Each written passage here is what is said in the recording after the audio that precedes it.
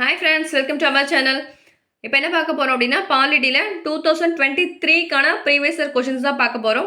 Video பார்த்துட்டு பிடிச்சிருந்துச்சு அப்படின்னா கண்டிப்பா லைக் அண்ட் சப்ஸ்கிரைப் பண்ணுங்க. ஃபர்ஸ்ட் क्वेश्चन பார்க்கலாம். சமய சார்பின்மை என்னும் சொல் டேஸ் மொழியிலிருந்து வந்தது அப்படின்னா லத்தீன் மொழியிலிருந்து வந்தது. சமய சார்பின்மை அப்படிங்கிறது லத்தீன் மொழியிலிருந்து வந்தது. அடுத்த क्वेश्चन கீழ்காண்பனவற்றுள் எது அல்லது எவை சமூக நீதியை வரையறுக்கும் பொழுது சேர்த்து கொள்ளப்படுகிறது அப்படின்னா சம உரிமை, சம வாய்ப்பு, சமமாக நடத்துதல். இது மூணுமே வந்துட்டு சமூக நீதியை வரையறுக்கும் பொழுது சேர்த்து கொள்ளப்படுகிறது. செல்வத்தினை அனைவருக்கும் சமமாக பகிர்தல் என்பது தவறு. அப்போ 1, 2, 3 தான் கரெக்டு. அடுத்து சூஸ் த கரெக்டு. NHRC என்பது national human rights commission. RTI என்பது ரைட் டு இன்ஃபர்மேஷன் ஆக்ட். 1, 4 தான் கரெக்டு, 2, 3 தவறு. ஏன் அப்படின்னா 2 வந்து பார்த்தோம் அப்படின்னா SHRC அப்படிங்கிறது ஸ்டேட் ஹியூமன் ரைட்ஸ் கமிஷன் வரணும். NCW அப்படிங்கிறது நேஷனல் கமிஷன் ஃபார் உமன் வந்திருக்கணும். அப்போ 2, 3 தான் தவறு. இந்த NHRC வந்துட்டு இயர் 1993 தேசிய மனித உரிமை ஆணையம். SHRC வந்துட்டு 1997 நம்ம தமிழ்நாட்டு மாநில மனித உரிமை ஆணையம். NCW அப்படிங்கிறது 1992, RTI வந்து 2005. அடுத்த கொஸ்டின் இந்திய தேர்தல் ஆணையம் அமைக்க வழிவகை செய்யும் அரசியலமைப்பு பிரிவு எதுன்னு கேட்டிருக்காங்க. ஆர்டிகல் 324 பார்ட் 15 ஆர்டிகல் 324 329 வரைக்கும் எலெக்ஷன் கமிஷன் பற்றி தான் பேசும். அடுத்து ஒரு மேட்சிட்டு ஆர்டிகல் 13 பார்த்தோம் அப்படின்னா இடைமறைப்பு மற்றும் பிரிவுபடும் தன்மை கோட்பாடு. ஆர்டிகல் 31 சொத்தெடுப்பு உரிமை கோட்பாடு. ஆர்டிகல் 245 ஆட்சி பரப்பிணைவு கோட்பாடு. ஆர்டிகல் 246 உட்கரு மற்றும் அடிப்படை பொருள்கூறு கோட்பாடு. 3, 4, 1, 2 தான் கரெக்டு. அடுத்த கொஸ்டின் சரியான பதிலை தேர்ந்தெடுக்குவோம். நாடாளுமன்றத்தின் இரு அவைகளிலும் பின்வரும் கூற்றுகளில் எது உண்மை அப்படின்னு கேட்டிருக்காங்க. ஃபர்ஸ்ட் ஒன் பாருங்க. பாராளுமன்றத்தின் இரு அவைகளிலும் நிதி விவகாரங்கள் தவிர அனைத்து துறைகளிலும் சம அதிகாரம் மற்றும் சம உரிமை அனுபவிக்கின்றன்னு கொடுத்துருக்காங்க. அது வந்து தவறு. ஏன்னா ஒவ்வொன்றுக்கும் இப்போ லோக்சபா அப்படின்னா அதுக்கு ஒரு சிறப்பு உரிமை இருக்கும், ராஜ்யசபா அப்படின்னா அதுக்கு ஒரு சிறப்பு அதிகாரம் இருக்கும். மணிபில் அப்படி எடுத்துக்கிட்டோம் அப்படின்னா லோக்சபாவில் மட்டும்தான் இன்ட்ரடியூஸ் பண்ண முடியும். இதே புதிய அகில இந்திய பணிகள் இருக்கு இல்லையா, அந்த UPSC இதெல்லாம் வந்துட்டு கொண்டுட்டு வரணும் அப்படின்னா ஆர்டிகல் 312 இந்த மாதிரி பணிகள் கொண்டுட்டு வரணும் அப்படின்னா அதுக்கு வந்து ராஜ்யசபா தான் அதிகாரம். துணை குடியரசுத் தலைவர் வந்து பதவி நீக்க கொண்டுட்டு வரணும் அப்படின்னாலும் ராஜ்யசபாவுக்கு தான் அதிகாரம். அப்போ வந்துட்டு செகண்ட் பாருங்க, ராஜ்யசபாவில் பண மசோதாவை அறிமுகப்படுத்த முடியாது அப்படின்னு கொடுத்துருக்காங்க. அது கரெக்டு தான், ஏன்னா லோக்சபாவில் தான் அறிமுகப்படுத்த முடியும். தேர்ட் பாயிண்ட்டு, ராஜ்யசபாவில் வருடாந்திர நிதிநிலை அறிக்கையை விவாதிக்கலாம், ஆனால் மானிய கோரிக்கைகளில் வாக்களிக்கும் அதிகாரம் இல்லை அப்படின்னு கொடுத்துருக்காங்க. அதுவும் கரெக்டு தான். அப்போ 2, 3 கரெக்டு, 1 மட்டும்தான் தவறு. அடுத்து ஒரு மேட்சிட்டு சர்வதேச மாநாடுன்றது குழந்தைகள் உரிமைகள் மீதான மாநாடு 1989. மேம்பாடு உரிமை மீதான பிரகடனம் 1986. பெண்களுக்கு எதிரான எல்லா விதமான பாகுபாடுகளை ஒழிக்கும் மாநாடு 1979. சித்திரவதை, கொடுமை, மனித தன்மையற்ற நடத்துதல் ஆகியவற்றுக்கு எதிரான மாநாடு 1984. 4, 3, 2, 1 தான் கரெக்டு. அடுத்து கூற்று காரணம். இந்தியாவில் மக்கள் அதிகாரம் பெறுவதற்கு தகவல் அறியும் உரிமை அவசியம்னு கொடுத்துருக்காங்க. கரெக்டு. பொது நிர்வாகத்தில் ஊழல் செய்வதற்கான சாத்தியங்களை குறைக்கிறது என்பதும் கரெக்டு தான். கூற்று காரணம் ரெண்டுமே கரெக்டு, காரணம் அதற்கான விளக்கமும் கூட. அடுத்து கூற்று காரணம் தான். பகுத்தறிவுடன் விவாதிக்கப்பட்ட ஒரு ஒழுங்குமுறை ஆவணமே இந்திய அரசியலமைப்பு சட்டம் ஆகும் அப்படின்னு கொடுத்துருக்காங்க. கரெக்டு. பல்வேறு கருத்துடைய குழுக்கள் கூடி கலந்து விவாதித்து தங்களுக்குள் ஒரு ஒப்பந்தத்தை எட்டிய இடமே இந்திய அரசியலமைப்பு அமைப்பு சபை அப்படின்னு கொடுத்துருக்காங்க. ரெண்டுமே கரெக்டு தான், விளக்கமும் கரெக்டு தான். கீழே காணப்படும் எச்சட்ட பிரிவு மாநிலத்தின் ஆளுநருக்கு வழிகாட்ட மற்றும் அறிவுரை கூற ஒரு அமைச்சரவை குழு தேவைப்படுகிறது அப்படின்னு கொடுத்துருக்காங்க. 163 ஆர்டிகல் 163 தான் வந்துட்டு ஒரு ஆளுநருக்கு வழிகாட்டுவதற்கு அறிவுரை கூற ஒரு அமைச்சரவை குழு இருக்கணும்னு சொல்கிறது 163. 164 1 பார்த்தோம் அப்படின்னா ஆளுநர் வந்து முதலமைச்சரை நியமனம் செய்கிறாங்க இல்லையா, அது 164 1. 164 1A அது என்னன்னு பார்த்தோம்னா அதாவது முதலமைச்சர் உட்பட மொத்த அமைச்சர்கள் இருக்காங்க இல்லையா, அவங்களோட எண்ணிக்கை 15% மேலே மிகாமல் இருக்கணும்.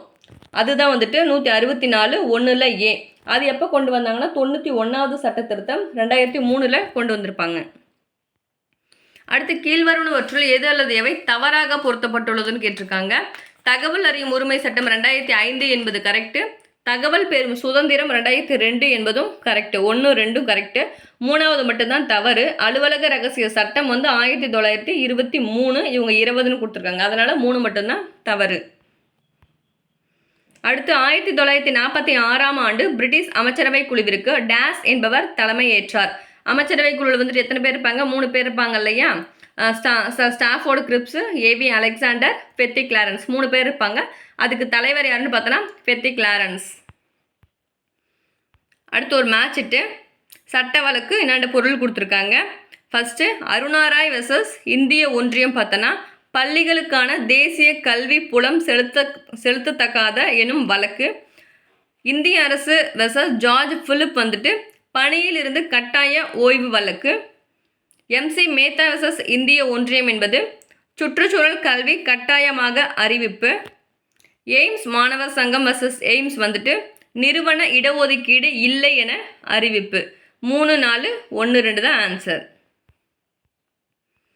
அடுத்து எந்த சட்டம் சதியை தடை செய்ததோடு அதை சட்ட விரோதமானது என கூறியது அப்படின்னா 1829ஆம் ஆண்டு டிசம்பரில் வெளியிடப்பட்ட ஒழுங்குபடுத்தும் சட்டம் 17. 1829 தானே சதி கொண்டு வந்திருப்பாங்க. அப்போது யார் கவர்னர் ஜெனரலாக இருந்திருப்பாங்கன்னா வில்லியம் பென்டிங் இருந்திருப்பார். இதில் வந்துட்டு ராஜாராம் மோகன் ராயோட பங்கு தான் வந்துட்டு அதிகம் இருக்குது. அடுத்து கூற்று காரணம். கூட்டு பொறுப்புடைமை பற்றி கீழ்வரும் கூற்றுகளை கருதுக. அவற்றிலிருந்து சரியான விருப்ப விடையை தெரிவு செய்க. கூற்று காரணம் பாருங்க. கூற்று பாராளுமன்ற குடியாட்சியின் கூட்டு பொறுப்பானது எவ்வொரு தனி மனிதனையும் பொறுப்பாக்காது அமைச்சரவையில் உள்ள அனைவரையும் பொறுப்பாக்கிறது அப்படின்னு கொடுத்துருக்காங்க. அது கரெக்டு. காரணம் வந்துட்டு கூட்டு பொறுப்பு என்பது அமைச்சர்களிடையே ஒருமித்த கருத்தை உருவாக்கும் அமைப்பை குறிக்கிறது. அதுவும் கரெக்டு தான். 2மே கரெக்டு. சரியான விளக்கம். அடுத்து கேஸு, அதுக்கான பொருள் தான் கொடுத்துருக்காங்க. ஃபஸ்ட்டு கேஸ் பாருங்கள். பந்துகா முக்தி மோர்ச்சா எதிர் இந்திய ஒன்றியம் என்பது ஆரோக்கியமான சுற்றுச்சூழல் வாழ்வுரிமையுடன் இணைக்கப்பட்டது. சேலம் வழக்கறிஞர்கள் சங்கம் எதிர் இந்திய ஒன்றியம் என்பது வழக்கை விரைந்து நடத்துவது சிவில் வழக்கிற்கு பொருந்தும் அப்படின்னு சொல்லிட்டு சேலம் வழக்கறிஞர்கள் சங்கம் அந்த கேஸில் வந்திருக்கும். அடுத்தது MC மேத்தா எதிர் இந்திய ஒன்றியம் என்பது சுற்றுச்சூழல் வழிகாட்டுதல் உத்தரவு வழங்கப்பட்டது. 4th திருமதி பூனம் எதிர் சுமித் தன்வார் வந்துட்டு சட்ட உறுப்பு 32 மற்றும் சட்ட உறுப்பு 226க்கு இடையே உள்ள வேறுபாட்டை விளக்குதல். 4, 3, 2, 1 தான் கரெக்டு. இந்த ஆர்டிகல் 32 தான் வந்துட்டு இந்திய அரசியலமைப்பின் இதயம் மற்றும் ஆன்மா அப்படின்னு டாக்டர் BR அம்பேத்கர் சொல்லியிருப்பார். அதாவது அரசியலமைப்புக்கு தீர்வு காணும் உரிமை. சுப்ரீம் கோர்ட் அப்படின்னா ஆர்டிகல் 32, ஹைகோர்ட் அப்படின்னா 226. அடுத்து குழுக்கள் அமைக்கப்பட்ட ஆண்டு. பல்வந்த்ராய் மேத்தா குழு 1957, அசோக் மேத்தா குழு 1977, LM சிங்வி 1986, GVK ராவ் 1985. பஞ்சாயத்து ராஜுக்காக போடப்பட்ட கமிட்டிகள் இது எல்லாமே. ஓகேவா? 4, 1, 3, 2 தான் ஆன்சர். அடுத்த கொஷின். லோக்சபா மக்களவையை பற்றி கீழ்வருவனவற்றுள் எது சரியானவைன்னு கேட்டிருக்காங்க. மக்களவை பொதுவாக இந்திய பாராளுமன்றத்தின் கீழவை என்று தான் அழைக்கப்படுகிறது. அது கரெக்டு. மக்களவை உறுப்பினர்கள் நேரடியாக மக்களால் தேர்ந்தெடுக்கப்படுகிறார்கள். அதுவும் கரெக்டு தான். 1 கரெக்டு, 2 கரெக்டு. 3வது 44வது சட்ட திருத்தத்தால் மக்களவை உறுப்பினர்களின் எண்ணிக்கையை 545ஆக உயர்த்தியது அப்படின்னு கொடுத்துருக்காங்க. அது மட்டும்தான் தவறு. ஏன் அப்படின்னா 31வது சட்ட திருத்தத்தின்படி 1973 தான் 525லிருந்து 545ஆக இந்த எண்ணிக்கையை உயர்த்தியிருப்பாங்க. அடுத்த கொஷின். கீழ்வருவனவற்றுள் எது கேபினெட் குறித்து உண்மையானதுன்னு கேட்டிருக்காங்க. ஃபர்ஸ்ட்டு சட்டமன்றத்திற்கு நிர்வாகிகளின் பொறுப்பினை கேபினெட் அமைப்பு வலியுறுத்துகிறது. அது கரெக்டு. கேபினெட் என்பது பிரதம மந்திரி மற்றும் முக்கியமான துறைகளை கொண்ட மூத்த அமைச்சர்களை கொண்டதான் வந்துட்டு இந்த கேபினெட் குழு. பிரதம மந்திரி கேபினெட்டின் தலைவர் ஆவார். பிஎம் தான் வந்துட்டு இந்த கேபினெட் குழுவோட தலைவர். அப்போ 1, 2, 3 மூணுமே கரெக்டு தான். பின்வருவனவற்றுள் எவை தவறாக பொருத்தப்பட்டுள்ளதுன்னு கொடுத்துருக்காங்க. ஃபர்ஸ்ட் வந்து பாருங்க, அசோக் மேத்தா குழு வந்துட்டு சமூக தணிக்கை என்பது கரெக்டு. பல்வந்த் ராய் மேத்தா குழு 3 அடுக்கு பஞ்சாயத்து ராஜ், அதுவும் கரெக்டு. 2 அடுக்காக இருந்ததுன்னா அசோக் மேத்தா தான் வந்து 2 அடுக்கும். ஓகேவா, 1, 2ம் கரெக்டு. 3, 4 தான் தவறு. எல்எம் சிங்வி குழு வந்துட்டு பார்த்தோன்னா பஞ்சாயத்து ராஜ் அமைப்புக்கு ஒரு அரசியலமைப்பு அந்தஸ்து கொடுக்கணும்னு சொல்லிட்டு எல்எம் சிங்வி குழு சொல்லியிருப்பாங்க. ஜிவிகே ராவ் கமிட்டி வந்துட்டு மாவட்ட மேம்பாடு ஆணையர் என்ற பதவியை நீக்குதல்னு கொடுத்துருக்காங்க இல்லையா, அவங்க வந்து இருக்கணும்னு தான் சொல்லியிருப்பாங்க, நீக்குதல்னு சொல்லியிருக்க மாட்டாங்க. மாவட்ட மேம்பாடு ஆணையர் என்ற பதவியை வந்து இருக்கணும்னு தான் சொல்லியிருப்பாங்க. அப்போ வந்துட்டு 3, 4 தான் தவறு, 1, 2ம் கரெக்டு. அடுத்து, வாக்களிக்கும் வயதை 21 18 குறைத்த அரசியலமைப்பு திருத்த சட்டத்தை அடையாளம் காண்க. எந்த சட்ட திருத்தம் அப்படின்னா 61வது சட்ட திருத்தம் 1988. அதுதான் வந்துட்டு 21 18 அந்த வயசை வந்து குறைச்சிருப்பாங்க வாக்களிக்கும் வயதை. இது வந்து நடைமுறைக்கு வந்தது அடுத்த தேர்தலில் 1989 நடைமுறைக்கு வந்திருக்கும். அடுத்த கொஷின், தேசிய ஊக்க மருந்து எதிர்ப்பு நிறுவனம் நிறுவப்பட்ட ஆண்டு பார்த்தோன்னா 2009. நேஷனல் ஆன்டி டோப்பிங் ஏஜென்சி 2009 ஞாபகம் வச்சுக்கோங்க. கோவா தனது 60வது விடுதலை நாளை எப்போது கொண்டாடியதுன்னு கேட்டிருக்காங்க. 2020 டிசம்பரில் தான் கொண்டாடுச்சு. ஏன் அப்படின்னா அதாவது டிசம்பர் 1961 தான் வந்துட்டு போர்ட்டுகீஸ் கண்ட்ரோலில் இருந்துட்டு விடுதலை ஆகியிருப்பாங்க அந்த கோவா 1961. அப்போ 2020 தான் வந்துட்டு 60வது விடுதலை நாளை கொண்டாடியிருப்பாங்க. அடுத்த கொஷின், பட்டியல் சாதியினர் மற்றும் பழங்குடியின மக்களுக்கு இடஒதுக்கீடு வழங்குவதற்கு பின்வருவனவற்றுள் எது காரணம் அல்லன்னு கேட்டிருக்காங்க. சுதந்திரத்திற்கான உரிமை இதுதான் வந்துட்டு அதுக்கான காரணம் கிடையாது. மற்றபடி சமத்துவமாக இருக்கிறது, மாண்பிற்கான உரிமை, வாழ்வாதாரத்திற்கான உரிமை, இது மூணுமே வந்துட்டு கரெக்டு. அடுத்து, 6 முதல் 14 வயதுக்கு உட்பட்ட அனைத்து குழந்தைகளுக்கும் இலவச மற்றும் கட்டாய கல்வியை அரசு வழங்க வேண்டும் என்று எந்த அரசியலமைப்பு சட்டப்பிரிவு கூறுகிறது அப்படின்னா ஆர்டிகல் 21A தான். அதாவது சட்டத்திருத்தம் 86 2002 தான் வந்துட்டு இது கொண்டு வந்திருப்பாங்க. அடுத்து, எந்த சரத்து மாநிலம் தனியாக மலைவாழ் ஜாதியினருக்காக அமைச்சரை நியமிக்க வழிவகை செய்கிறது? அமைச்சரை வந்து நியமிக்கிறனாவே வந்து பார்த்தோன்னா 164வது சட்டம் 1வது பிரிவில் தான் வந்துட்டு அமைச்சரை ஆளுநர் வந்து நியமிப்பாங்க. அதே தான் வந்துட்டு அதை முதலமைச்சரை நியமிக்கிறதும் இதே ஆர்டிக்கல் தானே. அதே மாதிரி மலைவாழ் மக்கள் இருக்காங்களே அவங்களுக்கும் வந்துட்டு அமைச்சரை நியமிக்கிறது அதே 164ல் 1வது பிரிவு. அடுத்து, ஆர்டிக்கல் 30 வந்துட்டு எது சம்மந்தப்பட்டதுன்னு கேட்டிருக்காங்க. இந்திய அரசியல் சட்டத்தின் 30வது பிரிவு சிறுபான்மையினர் தங்கள் விருப்பம் போல எதை தொடங்குவதற்கான உரிமையை உறுதி செய்கிறது அப்படின்னா கல்வி நிறுவனங்களை அவங்க தொடங்கிக்கலாம் சிறுபான்மையினர்.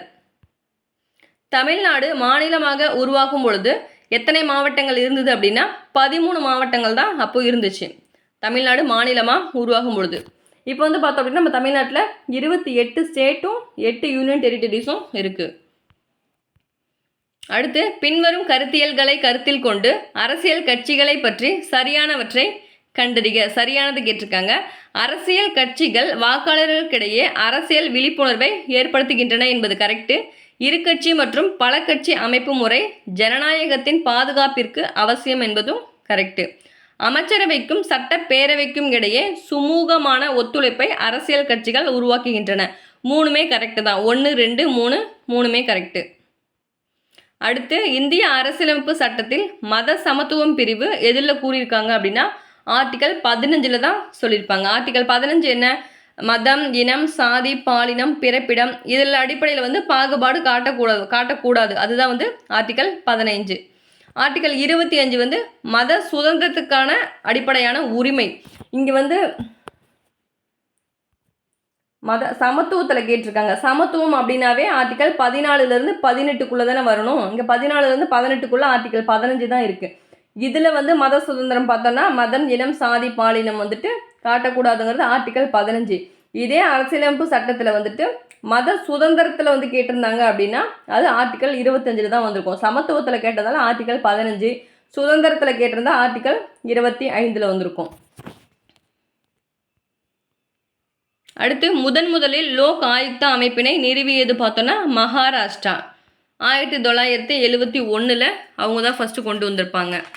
அடுத்த கொஷின், சட்டம் இயற்றும் அதிகார ஒப்படைப்பு என்பது இதன் ஆட்சி பரப்பிற்கு உட்பட்டதாகும் அப்படின்னு கொடுத்துருக்காங்க. எதுன்னு பார்த்தோன்னா நிர்வாக சட்டம். சட்டம் இயற்றும் அதிகார ஒப்படைப்பு என்பது நிர்வாக சட்டம் ஆட்சி பரப்பிற்கு உட்பட்டதாகும். அடுத்து கீழ்வருவனவற்றுள் எது ஒன்றிய அரசின் பட்டியலில் இடம்பெறவில்லை அப்படின்னு கேட்டிருக்காங்க. அதாவது யூனியன் லிஸ்ட்டில் எது இல்லை அப்படின்னு கேட்டிருக்காங்க. ஃபர்ஸ்ட் பார்த்தோம் அப்படின்னா கார்ப்பரேஷன் டேக்ஸ், பொது மற்றும் தனியார் துறை நிறுவன வரி அப்படின்றது யூனியன் லிஸ்ட்டில் தான் வரும்.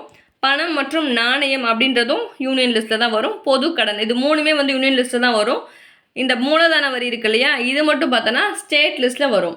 மீதி எல்லாமே அப்போ வந்து 4 மட்டும்தான் தவறாக கொடுத்துருக்காங்க. மீதி 3மே கரெக்டு, யூனியன் லிஸ்ட்டில் தான் வரும்.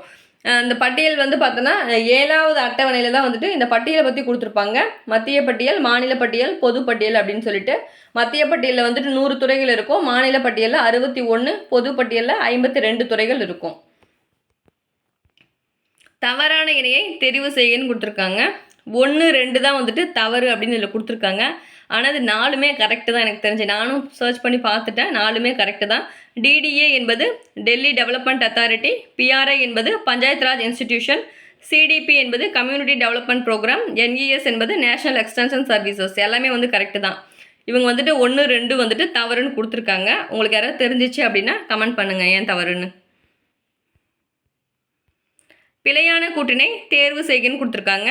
குடியரசுத் தலைவர் அரசாங்கத்தின் தலைவர் ஆவார் அப்படின்னு கொடுத்துருக்காங்க. அதுவே தவறு தான். ஏன் அப்படின்னா குடியரசுத் தலைவர் வந்து அரசின் தலைவர் தான். அரசாங்கத்தின் தலைவர் வந்து பிரைம் மினிஸ்டர். ஓகேவா, பிரதமர் தான் வந்து அரசாங்கத்தின் தலைவர் ஆவார். செகண்ட் ஒன், பிரதமரே உண்மையான செயலாட்சியாளர் அப்படின்னு கொடுத்துருக்காங்க. 2வது கரெக்டு. விகிதாச்சார பிரதிநிதித்துவ முறையில் பிரதமர் தேர்தலுடன் தொடர்புடையதுன்னு கொடுத்துருக்காங்க. அது வந்து தவறு. ஏன் அப்படின்னா பிரசிடென்ட் இருக்கார் இல்லையா, அந்த குடியரசுத் தலைவரோட தேர்தல் தான் வந்துட்டு இந்த ஒற்றை மாற்று விகிதாச்சார முறை வந்து தொடர்புடையது. அதனால் 1ம் தவறு, 3ம் தவறு. 4வது, ஒன்றியத்தின் செயலாட்சி அதிகாரம் குடியரசுத் தலைவருடைய எண்ணம் அது பெயரளவில் ஆனது என்பது எல்லாமே கரெக்டு. 1, 3 தான் தவறு. 1ல் வந்துட்டு அரசின் தலைவர் தான் குடியரசுத் தலைவர், அதனால் தவறு. 3வது வந்துட்டு குடியரசுத் தலைவருடன் தொடர்புடையது தான் இந்த விகிதாச்சார பிரதிநிதித்துவ முறை, அதனால் 1, 3 தான் தவறு.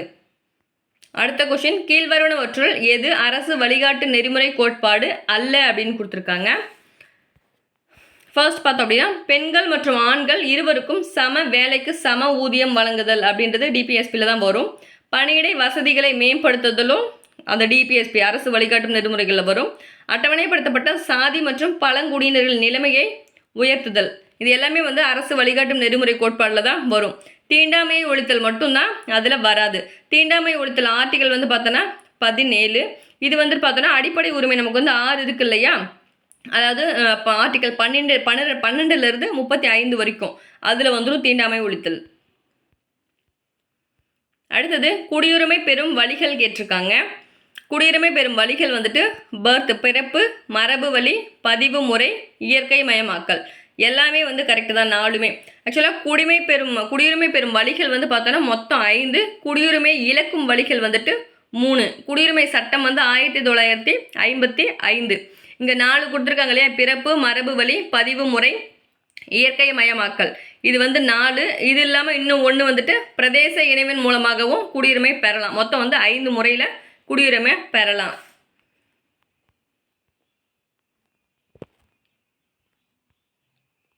அடுத்த கொஷின் மேட்சிட்டு. ஆர்டிகல் 110 பார்த்தோன்னா பண மசோதா, ஆர்டிகல் 312 அகில இந்திய பணிகள், ஆர்டிகல் 280 நிதி ஆணையம், ஆர்டிகல் 14 சட்டத்தின் முன் சமத்துவம். 3, 1, 4, 2 தான் கரெக்டு. அரசு வழிகாட்டு நெறிமுறைகளை நீதிமன்றம் மூலம் செயல்படுத்த முடியாது என தெரிவிக்கும் அரசியலமைப்பு சரத்து எது? என்ன ஆர்டிகல் பார்த்தோன்னா ஆர்டிகல் 37. இந்த டிபிஎஸ்பியை நீதிமன்றத்தின் மூலம் வந்து செயல்படுத்த முடியாது அப்படின்ற சொல்கிற ஆர்டிகல் 37. இது ரொம்ப ரொம்ப ரொம்ப முக்கியமானது, ஞாபகம் வச்சுக்கோங்க. ஓகேவா.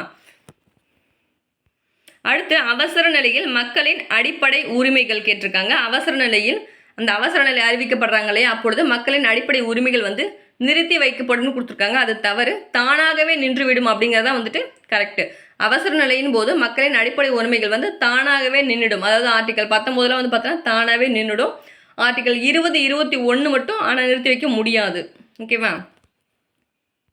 மற்றபடி இங்கே சொல்லிருக்க மாதிரி தலைமை நீதிமன்ற ஒப்புதலின் பேரிலோவோ இல்லை உச்ச நீதிமன்ற ஒப்புதலின் பேரிலோவோ வந்துட்டு அனுபவிக்கலாம்னு கொடுத்துருக்காங்க. இது எல்லாமே தவறு. தானாகவே நின்றும் அப்படிங்கிறது தான் வந்துட்டு கரெக்டு. அடுத்த கொஷின், கூற்று காரணம். அரசியல் சாசன நிர்ணய சபையை மாநில சட்டமன்றத்தின் உறுப்பினர்கள் மறைமுகமாக தேர்ந்தெடுக்கப்படுகிறார்கள். அது கரெக்டு. மாநில சட்டமன்றத்தின் ஒவ்வொரு சமுதாயமும் தன் உறுப்பினர்களை ஒற்றை மாற்றத்தக்க விகிதாச்சார வாக்குமுறையில் தேர்வு செய்கிறார்கள். ரெண்டுமே கரெக்டு. ஆனால் அதுக்கான விளக்கம் வந்துட்டு சரியான விளக்கம் இல்லை அப்படின்னு கொடுத்துருப்பாங்க. ஓகேவா?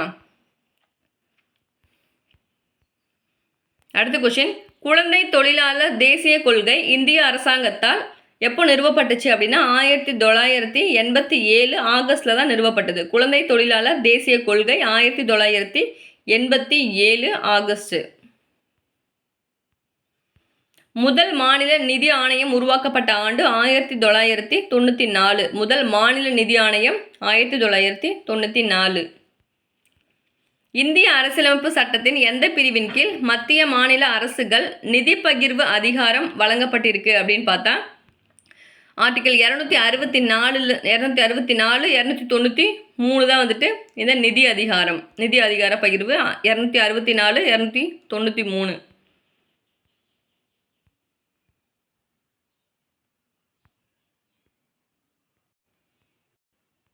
அடுத்து நிதி ஆயோக் ஏன் உருவாக்கப்பட்டது அப்படின்னு கேட்டிருக்காங்க. நிதி ஆயோக் வந்துட்டு கூட்டுறவு கூட்டாட்சி முறையை ஊக்குவித்தல் என்பது கரெக்டு. 1, 4 தான் கரெக்டு. கூட்டுறவு கூட்டாட்சி முறையை ஊக்குவித்தல், மக்கள் தொகையினை கட்டுப்படுத்துதல், இது 2 தான் வந்துட்டு கரெக்டு. நிதி ஆயோக் ஏன் உருவாக்கப்பட்டது அப்படின்னா கூட்டுறவு கூட்டாட்சி முறையை ஊக்குவித்தலும் மக்கள் தொகையினை கட்டுப்படுத்தல், அதுதான் வந்துட்டு கரெக்டு. அடுத்த கொஸ்டின், பிரதம மந்திரி அலுவலகத்தை பற்றிய பின்வரும் சொற்றொடர்களில் எவை சரியானவைன்னு கேட்டிருக்காங்க. பிரதம மந்திரியின் அனைத்து பொறுப்புகளையும் செய்வதற்கு உதவி செய்தல். பிரதமரோட அலுவலகம் இருக்கு இல்லையா, இவங்க பொறுப்பு வந்து அதாவது பிஎம் இருக்காங்களே, பிரைம் மினிஸ்டர், இவங்க பொறுப்புகளை செய்வதற்கு அவங்க வந்து உதவி செய்வாங்க. செகண்ட் பாயிண்ட் வந்து குடியரசுத் தலைவர் ஆளுநர்கள் மற்றும் வெளிநாட்டு பிரதிநிதிகளிடம் தொடர்பினை பராமரித்தல். இதுவும் வந்துட்டு இந்த பிரதமர் அலுவலகத்தோட வேலை தான். 1, 2மே கரெக்டு. மூணாவது வந்து அமைச்சர்களிடையே உள்ள சிக்கலை தீர்த்து வைத்தல்னு கொடுத்துருக்காங்க. அது வந்து தவறு. அமைச்சர்களுடைய சிக்கலெல்லாம் வந்துட்டு அவங்க தீர்த்து வைக்க மாட்டாங்க. அப்போ 1, 2 மட்டும்தான் கரெக்டு. அடுத்த கொஸ்டின், பல்வந்த்ராய் மேத்தா குழுவினை பற்றிய சொற்றொடர்களில் பின்வருவற்றுள் எவை சரியானவைன்னு கேட்டிருக்காங்க. 3 அடுக்கு பஞ்சாயத்து முறையினை ஏற்படுத்துதல் வந்துட்டு பல்வந்த்ராய் மேத்தா குழு தான். கிராம பஞ்சாயத்துக்கள் மக்களால் நேரடியாக தேர்ந்தெடுக்கப்பட்டவர்களால் உருவாக்கப்படுதல், 2மே கரெக்டு. 1 correct, 2 correct. ஜில்லா பரிஷத்தினை தலைவராக மாவட்ட ஆட்சியர் இருத்தல் கூடாதுன்னு சொல்லியிருப்பாங்க. அது வந்து அவங்க சொல்லலை, அது வந்து தவறு. அப்போ 1, 2 மட்டும்தான் கரெக்டு. அடுத்த கொஸ்டின், கூற்று காரணம். ஊழல் உயர்மட்ட அரசியல் மற்றும் நிர்வாக நிலைகளில் வெளிப்படுகிறது. கண்டிப்பாக ஊழல் உயர்மட்ட அரசியல் மற்றும் நிர்வாக நிலைகள் தான் வந்து வெளிப்படுது. காரணம் பார்த்தோன்னா ஊழல் உயர்மட்ட நிலைகளில் உள்ளதால் இதனை ஒழித்தல் என்பது சாத்தியமற்றதாகிறது. கரெக்டு தான். ஓகேவா? கூற்று காரணம் 2மே கரெக்டு. அதற்கான விளக்கமும் கரெக்டு தான். அது வந்து உயர்மட்ட நிலையில் தான் இருக்குது இந்த ஊழல். அடுத்த கொஸ்டின், இந்தியாவில் கீழ்கண்ட எதன் அடிப்படையில் மாநிலங்கள் மறுசீரமைப்பு செய்யப்பட்டது அப்படின்னு கேட்டிருக்காங்க. அதாவது லாங்குவேஜ் அடிப்படையில் தான், மக்கள் மொழி அடிப்படையில் தான் வந்துட்டு மாநிலங்களை மறுசீரமைப்பு இப்போ பண்ணியிருக்காங்க. ஃபர்ஸ்ட் இந்த மாநில சீரமைப்புக்காக போட்ட கமிட்டிஸ் பார்த்தோன்னா ஒரு 3 முக்கியமான கமிட்டிஸ் இருக்கும். ஒன்று வந்து தார், இன்னொன்று ஜேவிபி, இன்னொன்று வந்து ஃபசலி. ஃபஸ்ட்டு தார் கமிட்டி பார்த்தோன்னா 1948 ஜூனில் போட்டிருப்பாங்க. அவங்க ரிப்போர்ட் வந்து அதே 1948 டிசம்பர் மந்த் கொடுத்துருப்பாங்க. நிர்வாக வசதிக்காக வேணால் பிரிக்கலாம், மொழிவாரியாக பிரிக்க வேணாம் அப்படின்னு தார் கமிட்டி சொல்லியிருப்பாங்க. அடுத்தது ஜேவிபி கமிட்டி, அவங்க 1948 அதே டிசம்பர் மந்த்து தான் போட்டிருப்பாங்க. இவங்க வந்து ரிப்போர்ட் 1949 ஏப்ரலில் கொடுத்துருப்பாங்க. இவங்களும் என்ன சொல்லியிருப்பாங்கன்னா நிர்வாக வசதிக்காக பிரிக்கலாமே தவிர மொழிவாரியாக மாநிலங்களை பிரிக்க வேணாம் அப்படின்னு தான் ஜேவிபி கமிட்டி சொல்லியிருப்பாங்க. ஜேனா ஜவஹர்லால் நேரு, வீணா வல்லபாய் பட்டேல், பி அப்படின்னா பட்டாபி சீதாராமையா. அடுத்து 3ஆவது போட்ட கமிட்டி தான் வந்துட்டு இந்த ஃபசல் கமிட்டி. இவங்க 1953 போட்டிருப்பாங்க. இதுலேயும் 3 மெம்பர்ஸ் தான் இருப்பாங்க. அதாவது ஃபசல் அலி இருப்பாங்க, KM பணிக்கர் இருப்பாங்க, HN குன்சூர் இருப்பாங்க. இவங்க வந்து இவங்களோட ரிப்போர்ட் 1955 தான் கொடுத்துருப்பாங்க. இவங்க தான் மொழிவாரியாக பிரிக்கலாம் அப்படின்னு சொல்லிட்டு இந்த பசரளி கமிட்டி தான் சொல்லியிருப்பாங்க. இதன் அடிப்படையில் தான் இந்த மாநில மறுசீரமைப்பு சட்டம் 1956 நவம்பர் 1 படி இந்த மாநிலங்களை பிரிச்சிருப்பாங்க. அடுத்த கொஷின், எது தவறான இணைகள்னு கேட்டிருக்காங்க. ஃபர்ஸ்ட் வந்து சந்தானம் குழு ஊழல் ஒழிப்பு என்பது கரெக்டு. பல்வந்த்ராய் மேத்தா குழு உள்ளாட்சி அரசாங்கம் என்பது கரெக்டு. 1, 2 கரெக்டு. எஸ்ஆர் தாஸ் ஆணையம் மாவட்ட நிர்வாகம் கொடுத்துருக்காங்க, அது தவறு. சர்க்கார ஆணையம் வந்துட்டு ஊழலுக்கான விசாரணை ஆணையம்னு கொடுத்துருக்காங்க, அதுவும் தவறு. சர்க்காரி ஆணையம் வந்துட்டு மத்திய மாநில உறவுக்கான ஆணையம் தான். ஓகேவா? அப்போ 3, 4 தான் வந்து தவறு, 1, 2 கரெக்டு. இவங்க கேட்டிருக்கிறது தவறு, அதனால 3, 4 தவறு. லோக்பால் மசோதா முதலாக மக்களவையில் அறிமுகப்படுத்தப்பட்ட ஆண்டு பார்த்தோன்னா 1968 தான் வந்துட்டு ஃபர்ஸ்ட் அறிமுகப்படுத்திருப்பாங்க. திரும்ப வந்து லாஸ்ட் அது எப்போ சட்டமாக வந்துச்சு அப்படின்னா 2013 தான் இந்த லோக்பால் சட்டம் வந்திருக்கும். அடுத்த கொஷின் மேட்சிட்டு, கட்டளை நீதி பேராணை அப்படின்றது ஆணையிடல், ஆட்கொணர்விக்கும் நீதி பேராணை வந்து உடலை கொண்டு வருதல், நெறிமுறைப்படுத்தும் நீதி பேராணை வந்துட்டு சான்றளித்தல், தடை செய்யும் நீதி பேராணை என்பது நிறுத்துதல். 3, 4, 2, 1 தான் வந்துட்டு கரெக்டு. இந்த ஆர்டிக்கல் 32 படி இதில் வந்து 5 டைப்ஸ் ஆஃப் ரிட்ஸ் இருக்கும். ஓகேவா? இதில் வந்து 4 வந்து இங்கே கொடுத்துருக்காங்க. இங்கே நீதி பேராணை வந்து 5 இருக்கும், அதில் 4 நீதி பேராணை வந்து கொடுத்துருக்காங்க. இதில் இன்னும் ஒன்று என்ன கொடுக்கல அப்படின்னா தகுதி முறை வினவும் நீதி பேராணை அப்படின்றத மட்டும்தான் கொடுக்கல. இது 5 தான் வந்துட்டு இந்த பேராணைகள். இந்த பேராணை ரிட்ஸ் இருக்கு இல்லையா, இது வந்துட்டு எந்த நாட்டிலேருந்து நம்ம எடுத்திருக்கோம் அப்படின்னா இங்கிலாந்துலேருந்து எடுத்திருப்போம். அடுத்து, பாராளுமன்ற அல்லது சட்டமன்ற தொகுதிக்கான தேர்தல் பட்டியல்களை தயாரிப்பது யாரோட பொறுப்புன்னு பார்த்தோம்னா தேர்தல் பதிவு அதிகாரி, எலக்டோரல் ரிஜிஸ்டரேஷன் ஆஃபீஸர். பின்வருவற்றை படித்து சரியான விடையை தேர்ந்தெடுக்கும்னு கொடுத்துருக்காங்க. ஃபர்ஸ்ட் வந்து பார்த்தோன்னா கூற்று, இந்திய அரசியலமைப்பு சட்டம் முழுமையான கூட்டாட்சி அரசமைப்பு அல்ல அப்படின்னு கொடுத்துருக்காங்க. அது கரெக்டு தான். ஏன் அப்படின்னா இது வந்து அரைக்குறை கூட்டாட்சின்னு தான் நம்ம சொல்லுவோம், அப்போ அது கரெக்டு. அமைப்பு செயல் சமநிலையானது ஒன்றியத்தின் வலிமைக்கு சாதகமாக இருக்கிறதுன்னு கொடுத்துருக்காங்க. ஒன்றியத்துக்கு வலிமை தான் சாதகமாக இருக்கும், எப்பயுமே சென்ட்ரல் தான் பவர் அதிகம். அப்போ ஃபர்ஸ்ட்டும் ரைட்டு, செகண்டும் ரைட்டு, கூற்று காரணம் ரெண்டுமே கரெக்டு, அதற்கு சரியான விளக்கமும். அடுத்து, இராணுவ குடியிருப்பு பகுதி வாரியத்தின் நிர்வாக அதிகாரியாக நியமிப்பவர் யார் அப்படின்னா இந்திய குடியரசுத் தலைவர். இராணுவ குடியிருப்பு பகுதி வாரியத்தின் நிர்வாக அதிகாரியை நியமிப்பவர் யாருன்னா குடியரசுத் தலைவர் தான் நியமிப்பாங்க. அடுத்து மேட்சிட்டு, ஆர்டிகல் 156 ஆளுநரின் பதவி காலம், ஆர்டிகல் 155 ஆளுநரின் நியமனம், ஆர்டிகல் 157 ஆளுநராக நியமனம் செய்வதற்கான தகுதிகள், ஆர்டிகல் 161 ஆளுநரின் மன்னிப்பு அதிகாரம். 2, 3, 4, 1 ஆளுநரோட மன்னிப்பு அதிகாரம். ஆளுநரோட மன்னிப்பு அதிகாரம் 161. அதே மாதிரி குடியரசுத் தலைவரோட மன்னிப்பு அதிகாரம் ஆர்டிகல் 72. அடுத்த கொஷின், பாராளுமன்றத்தின் மதிப்பீட்டு குழுவில் எத்தனை பேர் இருப்பாங்க அப்படின்னா 30 பேர் இருப்பாங்க. இந்த மதிப்பீட்டு குழுவில் தான் வந்துட்டு அதிக மெம்பர்ஸ் இருக்கிற குழு வந்துட்டு பார்த்தோன்னா இந்த மதிப்பீட்டு குழு தான். இதில் வந்து ஒன்லி லோக்சபா மெம்பர்ஸ் மட்டும்தான் இருப்பாங்க, இதில் மினிஸ்டர்ஸ்லாம் யாரும் இருக்க மாட்டாங்க. அடுத்து, அரசு வழிகாட்டு நெறிமுறை கொள்கைகள் இந்திய அரசியலமைப்பின் புதுமையான இயல்பு என விவரித்தவர் யாருன்னா டாக்டர் BR அம்பேத்கர் தான். DPSP அவர் தான் புதுமையான சிறப்பம்சம் அப்படின்னு சொல்லியிருப்பாரு. அடுத்து, மதச்சார்பற்ற மக்களாட்சி பற்றிய பின்வரும் சொற்றொடர்கள் எவை சரியானவைன்னு கேட்டிருக்காங்க. அரசு எந்த ஒரு மதத்தாலும் கட்டுப்படுத்தப்படாது அப்படின்னு கொடுத்துருக்காங்க. கரெக்டு தான், ஏன்னா இந்தியா வந்துட்டு ஒரு மதச்சார்பற்ற நாடு தானே, அதனால் கட்டுப்படுத்தாது. ஒருவருடைய மனத்தின் நிமித்தம் அவர்கள் மீது அரசு பாகுபாடு காட்டும்னு கொடுத்துருக்காங்க, அப்படிலாம் பாகுபாடு காட்டாது. அப்போ அது வந்து தவறு. 1 வந்து கரெக்டு, 2 வந்து தவறு. ஒருவர் எந்த மதத்தை பின்பற்ற விரும்புகிறாரோ அதை கடைபிடிக்கும் உரிமையை அரசு அனைவருக்கும் உறுதி செய்கிறது. கண்டிப்பாக கரெக்டு தான். அப்போ 1, 3 தான் கரெக்டு, 2 வந்துட்டு தவறு. அடுத்த கொஸ்டின், பின்வரும் கூற்றுகளில் எது சரியான இந்திய அரசியலமைப்பு சட்ட முகவுரினை கடைசி வரி ஆகும்னு கேட்டிருக்காங்க. எது வந்து கடைசி வரி அப்படின்னா நம்ம முகப்புரையில் இவ்வழியாக அரசியலமைப்பு சட்டத்தினை தன்வயமாக்கி எங்களுக்கு அளித்துக் கொள்கிறோம் அப்படின்றதான் வந்து கரெக்டு. இங்கே இருக்கிற நாட்டிற்கு அளித்துக்கிறோம் என்கிறது தப்பு தான், இதே நாட்டிற்கு அர்ப்பணிக்கிறோம் அப்படின்றதும் தவறு. இவங்க வந்துட்டு தேசத்திற்கு அர்ப்பணிக்கிறோம் அப்படின்னு கொடுத்துருப்பாங்க, எல்லாமே வந்து தவறு தான். என்ன கரெக்ட்னா எங்களுக்கு, நமக்காக, ஓகேவா? இவ்வழியாக அரசியல் அமைப்பு சட்டத்தினை தன்வயமாக்கி எங்களுக்கு அளித்துக் கொள்கிறோம் அப்படின்னு தான் வந்துட்டு கடைசி லைனா இந்த முகவுரையில் இருக்கும். அடுத்த கொஸ்டின், கீழ்கண்ட 3 கூற்றுகளில் இந்திய அரசியலமைப்பு சட்டம் குறித்த சரியான கூற்றை கண்டறிகன்னு கொடுத்துருக்காங்க. இந்திய அரசியலமைப்பு சட்டம் சமூகங்களால் கட்டமைக்கப்பட்ட ஒரு ஆவணம் என்பது கரெக்டு. இந்திய அரசியலமைப்பு சட்டம் என்பது எழுதப்படாத மரபுகளும் வழக்காறுகளும் ஆகும்னு கொடுத்துருக்காங்க. அது வந்து தவறு. ஏன் அப்படின்னா இது வந்து எழுதப்பட்ட அரசியலமைப்பு தான் நம்மளது, நீண்ட அரசியலமைப்பு நம்மளோட தான், ஓகேவா? யார் எழுதியிருப்பாங்கன்னா இத்தாலி பாணியில் பிரேம் பெஹாரி நரேன் ரைஜிரா தான் வந்துட்டு எழுதியிருப்பார். அப்போ 2 வந்துட்டு தவறு, 1 கரெக்டு.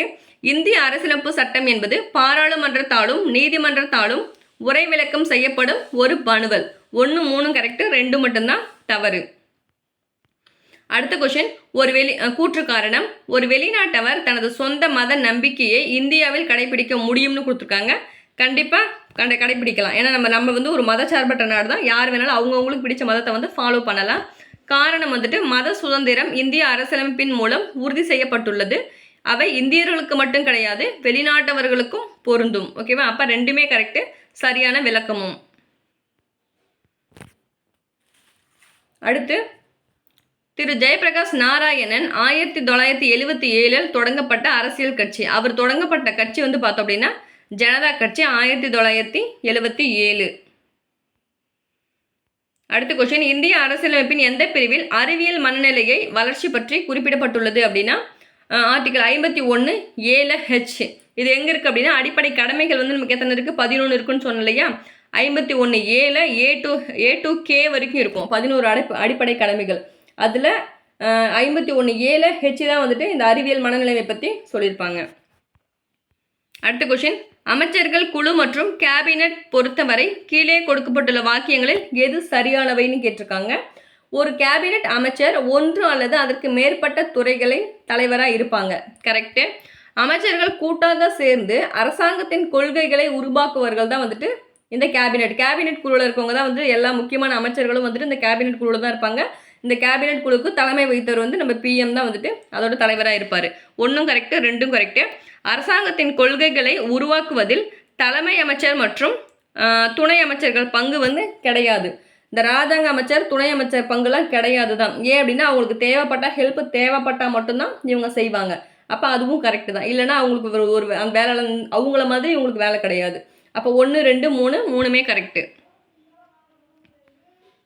அடுத்த கொஸ்டின், மேட்சிட்டு பிற நாடுகளில் இருந்து அரசியலமைப்பு பெறப்பட்டவைன்னு கேட்டிருக்காங்க. பாராளுமன்ற ஆட்சி முறை மக்கள் ஆட்சி எங்கேருந்து கொண்டு வந்தனா இங்கிலாந்து எடுத்துட்டோம். அடிப்படை உரிமைகள் வந்து USA அமெரிக்கா. அரசு நெறிமுறை கோட்பாடுகள் அயர்லாந்து. கூட்டாட்சி வந்துட்டு கனடா. 2, 1, 4, 3 தான் கரெக்டு. நெக்ஸ்ட் கொஸ்டின், இந்தியாவில் உண்மையான அதிகாரம் யாரிடம் பொதிந்து காணப்படுகிறது அப்படின்னா அமைச்சர் குழு. அமைச்சர்கள் தான் வந்துட்டு பவர், ஓகேவா? அவங்க கிட்ட தான் உண்மையான அதிகாரம் இருக்குது. நெக்ஸ்ட், கீழ்கண்டவற்றை பொறுத்துக.